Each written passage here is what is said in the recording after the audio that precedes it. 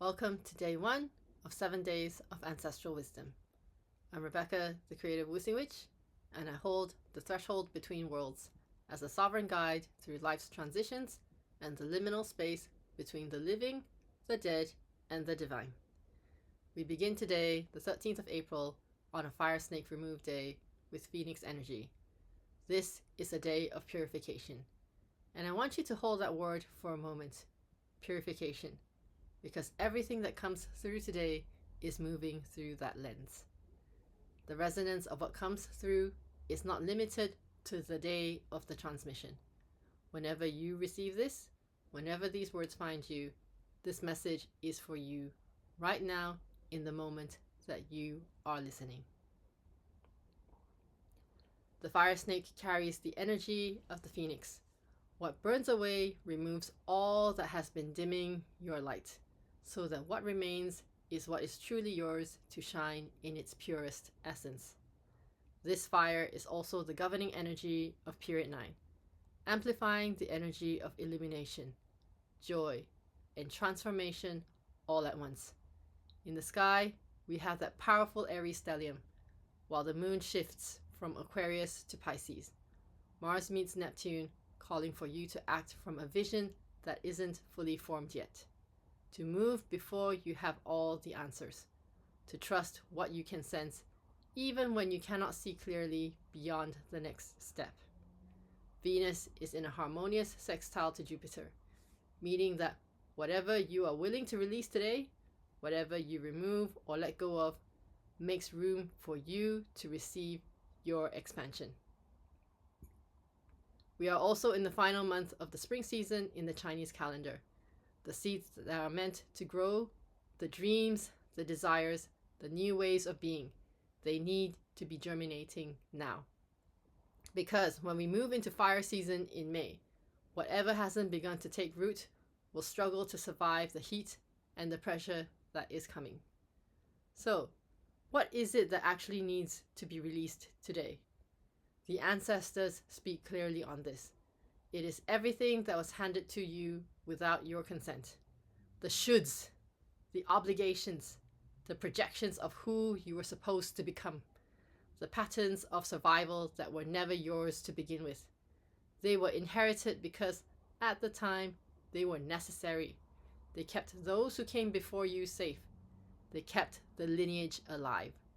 And so they were passed down without question from generation to generation. But we are in transition now. We are moving from one world into another, from an old energetic frequency into something new. And the rules, the structures, the ways of being that served the old world are dissolving. They have to, because they were never designed for where you are going. It is not enough to survive. It never was. You were not placed here to simply be safe, to stay small, to walk the path that was walked before you. You arrived here to live the fullest expression of who you are, even if that expression is something your family has never seen, your culture has never named, and your lineage has never mapped out for you. You are being asked to chart a new course. And yes, that is both exciting and terrifying, because the new course is uncharted. Your ancestors cannot walk it for you. They cannot show you the steps because they have never walked them before. But here is what they can do. They can hold the foundation beneath your feet while you step into the unknown. They can be the bedrock that allows you to lift off from surviving into thriving. They can stand behind you so that when you feel the ground becoming unstable beneath you, you know you are not falling. You are drawing back before you launch forward. Another message that came through with the release: don't throw the baby out with the bathwater. When you look back on your lineage, what you see most clearly is often the pain, the trauma, the patterns you are desperate to break. But those are not all that were passed down. Beneath the pain, there are gifts, timeless gifts that have been lying dormant, waiting, gifts you have not yet been able to see, because the inherited pain has been sitting in front of them. When you release the patterns that no longer serve you, the conditioning, the doubt, the noise of what you were told you should be, you create space. And in that space, what becomes visible are the gifts from your lineage that transcends time. The resilience, creativity, your inner knowing, the gifts that have been suppressed are yours to inherit, adapt, and carry forward into the new world that you are building. Release the pain and keep the medicine. Sit with this today.